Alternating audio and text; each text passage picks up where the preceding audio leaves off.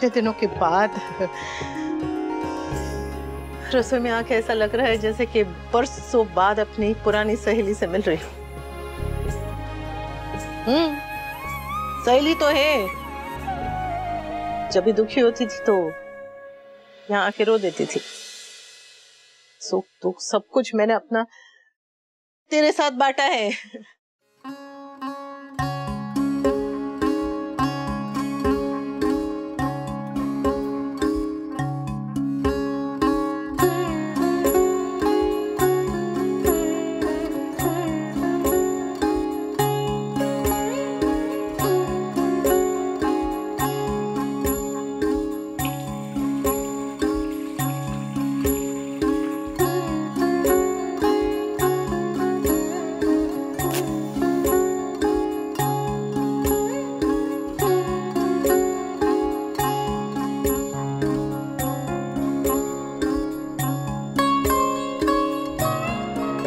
हे मां अन्नपूर्णा, इस रसोड़े पे अपनी कृपा बनाए रखना और इसे कभी भी बंटने मत देना,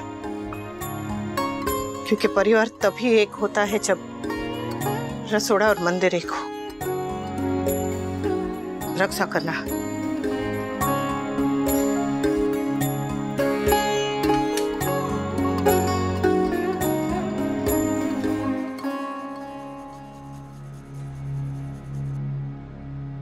मैं बना रही हूँ काव्या, तुम आराम करो।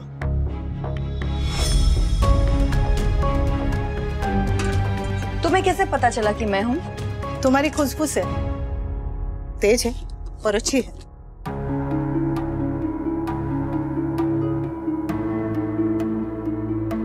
कॉफी बना रही हो?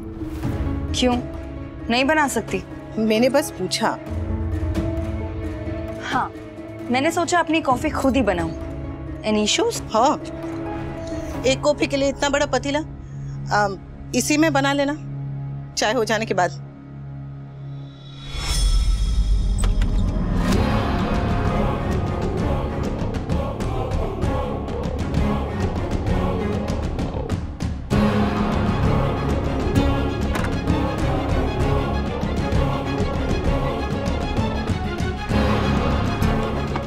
बस यही बाकी था। वाइफ और एक्स वाइफ दोनों मेरे घर में। कोई सुनेगा तो हंसेगा मेरे ऊपर। शादी करना सच में दुनिया की सबसे बड़ी गलती है और मैं इतना बड़ा इडियट हूं कि यह गलती 2 बार की है।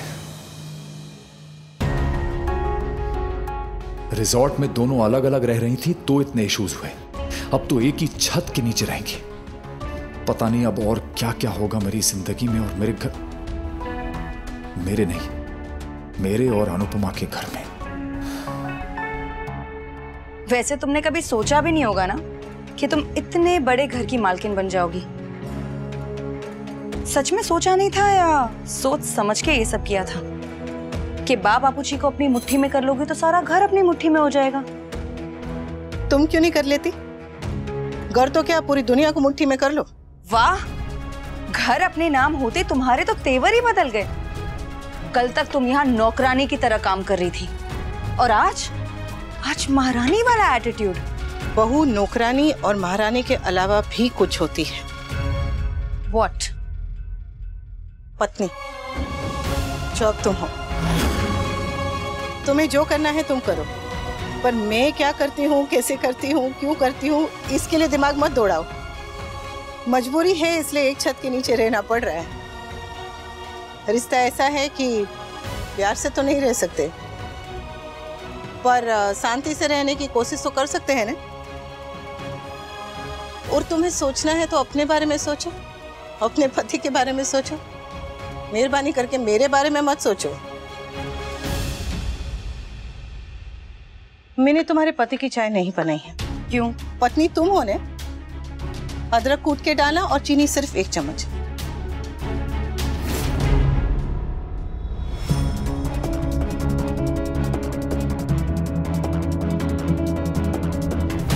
कैसी बहू हो तुम?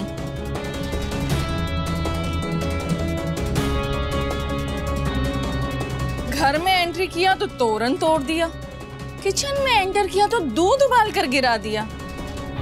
आगे और क्या क्या तोड़ने का इरादा है काव्या?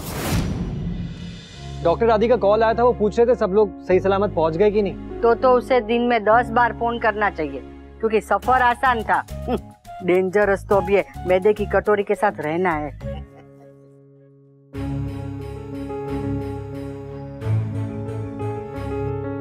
आदत डालो काव्या। सासू माँ के नॉन स्टॉप कमेंट्स तो अब आते ही रहेंगे। And let me tell you, सिर्फ सास नहीं, पूरा ससुराल तुम्हारा जीना हराम कर देगा, इंक्लूडिंग अनुपमा। ये सब तुम्हें समधी जी की नजरों में नीचा दिखाने की कोशिश करेंगे, वो भी जानबूझकर। अनुपमा तो इनकी नजरों में देवी बनी है, ऊपर से अब यहीं रहेगी। इसलिए अब हर बात पे तुम्हारा और अनुपमा का कंपैरिजन होगा, और अनुपमा भी ये जताने का एक भी मौका नहीं छोड़ेगी कि वो सब कुछ कितने अच्छे से संभाल लेती है और तुमसे कुछ नहीं होता।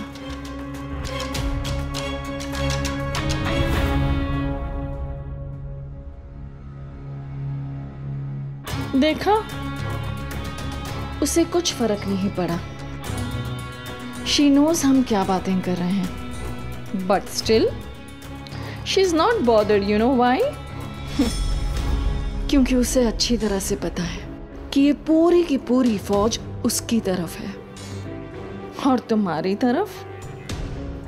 तरफ तो तुम्हारा अपना पति भी नहीं है।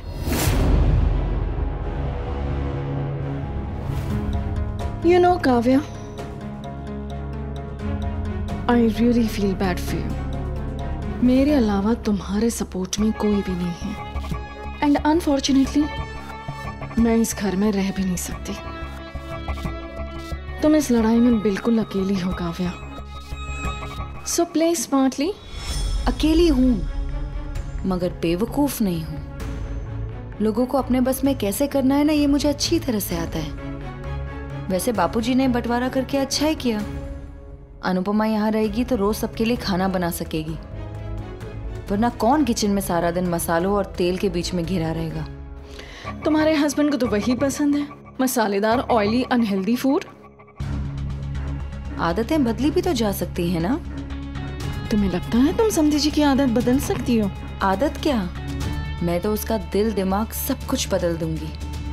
बस एक बार मैं वी का भरोसा हासिल कर लूँ ना, उसके बाद जो मैं कहूंगी वही सही और वही सच होगा उसके लिए। फिर तुम देखना, इन नमूनों को मैं वी के लाइफ, दिल और घर से कैसे आउट करती हूँ।